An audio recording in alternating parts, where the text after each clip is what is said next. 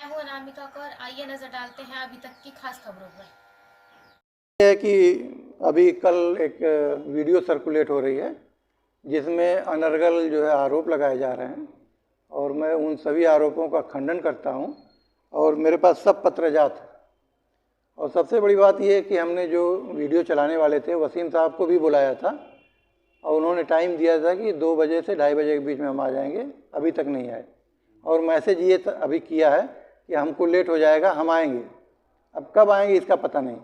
मेरा ये कहना था कि जब कोई वीडियो चलाई जाए, कोई आपके पास न्यूज़ आए, उत्सुकता होती है सब में, तो उसमें हमारा पक्ष रखा जाए, हमसे पूछा जाए क्या सत्य है क्या गलत है और हमसे साक्ष्य ले लिया जाए। तो जो समाज में एक भ्रामक जो हो जाती है, ये नहीं जाना चाहिए। दूसरी चीज़ ये कि उसमें हमारे 2 तरह से आरोप था। एक तो हमारे ऊपर पर्सनल था जिसको मैंने अभी आप लोगों को दिखाया है, दूसरा मेरे प्रीवियस अपॉइंटमेंट में था, वो भी मैंने आपको दिखा दिया। तीसरा जो है इस वक्त जो नियुक्तियां चल रही हैं उसके बारे में उनको बहुत सारी उसमें गलत सलत सूचनाएं दी गई। मेरा ये कहना है कि नियुक्तियां हो रही हैं और जिसको कुछ मालूम नहीं है, बाहरी लोग वो तरह तरह के एप्लीकेशन दे रहे हैं। मैं सिर्फ ये कहना चाह रहा हूँ कि अभी नियुक्ति का रिजल्ट बाहर आया नहीं और आप उसको जो है प्रोडक्ट का पता नहीं, आप जो अनर्गल आरोप लगा रहे हैं कि इनका ये है, इनसे अब जो भी हो सब आरोप तो यहाँ दोहराया नहीं जा सकता। और नियुक्ति के संबंध में मैं ज़्यादा कुछ नहीं कहूँगा क्योंकि उसमें जांच चल रही है। अभी दूध का दूध पानी का पानी हो जाएगा और अभी वो गोपनीय भी है, ठीक है ना। और ये कब वैकेंसी इसकी निकली और कब क्या रिजल्ट? यहाँ जो प्रॉपर तरीका होता है उसमें सबसे पहले अनुज्ञा मिलती है, अनुज्ञा के बाद विज्ञापन होता है, विज्ञापन के बाद जो है चयन समिति का गठन होता है और उससे पहले एक्सपर्ट जो है यूनिवर्सिटी के कार्य परिषद द्वारा अप्रूव किए जाते हैं। ये सब होने के बाद जो कंसर्न पैनल होता है, जो विशेषज्ञ होता है, उससे सहमति ली जाती कब आप खाली हैं। जब खाली होते हैं तो उस हिसाब से उनको जो है बच्चों को भेजा जाता है।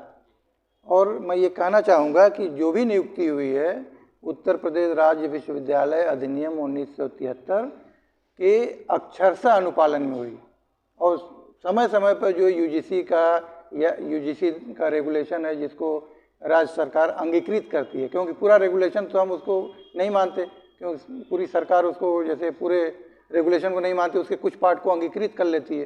तो जो भी अंगीकृत है, जो भी जीओज है, उसी के हिसाब से नियुक्ति हुई।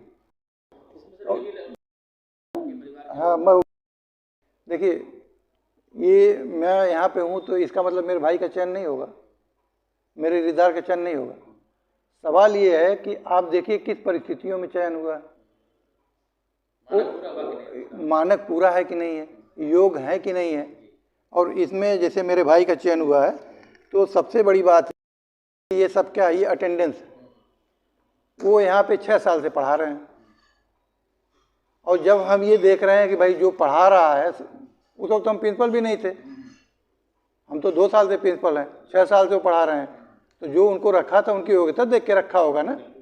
और जब उन्होंने पूरे मानक किए, जब उनका सिलेक्शन हो गया तो ये अनर्गल आलाप रहे हैं। और दूसरा ये कि हमारे बहनोई का भी हुआ है जियोग्राफी में, हमसे तो बनती नहीं उनकी, लेकिन बहनोई है, ये तो नकार नहीं सकते। लेकिन सवाल ये है कि 2019 में जब प्रबंधन समिति ने उनको सेलेक्ट किया था, जो आज कूद रहे हैं कि बहनोई का हो गया, उन्होंने उनका सिलेक्शन किया हुआ था, ये उसकी पूरी सकते हो कि उसमें उनकी फाइल अभी वाइस चांसलर साहब क्या रखी है, तो नेट है जेआरएफ, अगर वो योग्य है, उनका सिलेक्शन हो रहा है तो इसमें हमारा क्या योगदान है। और दूसरी बात है कि इन दोनों सिलेक्शन कमेटियों में हम तो बैठे भी नहीं, ना उनके पेपर को हमने देखा। ये तो हमारे जो अध्यक्ष जी हैं और मैनेजर साहब हैं, इन्होंने जो एक अलग से एक पर्सन है उनको प्रोफेसर को दे दिया कि क्योंकि यहाँ एक रिश्ते उश्ते में है तो आप इसके पेपर को देखेंगे, उनकी छटैया करेंगे, उनका सब कुछ करें, हमारा कोई योगदान नहीं। महामहिम ने देखिए, आप किसी को पेपर देंगे, नियुक्ति बहुत बड़ी प्रक्रिया होती है और मैं तो उत्तर प्रदेश शासन का धन्यवाद देता हूँ कि हमें अनुमति दी गई अपॉइंटमेंट करने के लिए, क्योंकि उनकी रोजगार परक योजनाओं के तहत दी गई। तो जब हम उनके मानक के हिसाब से कर रहे हैं और इतनी बड़ी नियुक्ति हो रही है तो जाहिर सी बात है कि सबके मन में उत्सुकता होगी, तरह तरह का उसमें संशय पैदा होगा। तो जो लिख करके जो दिए हैं अनर्गल, आखिर में वो जांच होगी, आख्या जाएगा, तथ्यों के हिसाब से जाएगा। डीएम साहब ने जो जांच की उसके लिए पूरा सहयोग आप कर रहे हैं? अरे पूरा सहयोग करेंगे, जैसे कहेंगे हम, उसको कोई दिक्कत नहीं है। जो भी जांच आएगी, हम तो चाह रहे हैं कि एक बार ये जांच हो जाए, ताकि दूध का दूध पानी का पानी हो जाए। जो उल्टा सीधा बोल रहे हैं वो सबका मुंह बंद हो जाए। तो आपका यही कहना है कि नियुक्तियों को लेकर विवाद है, ये खत्म हो जाए, पर्सनल अटैक न किया जाए किसी पे? नहीं, पर्सनल अटैक तो उसे भी नहीं किसी को करना चाहिए। सब समाज में देखिए, वो बिना तथ्यों बिना तथ्यों पे किया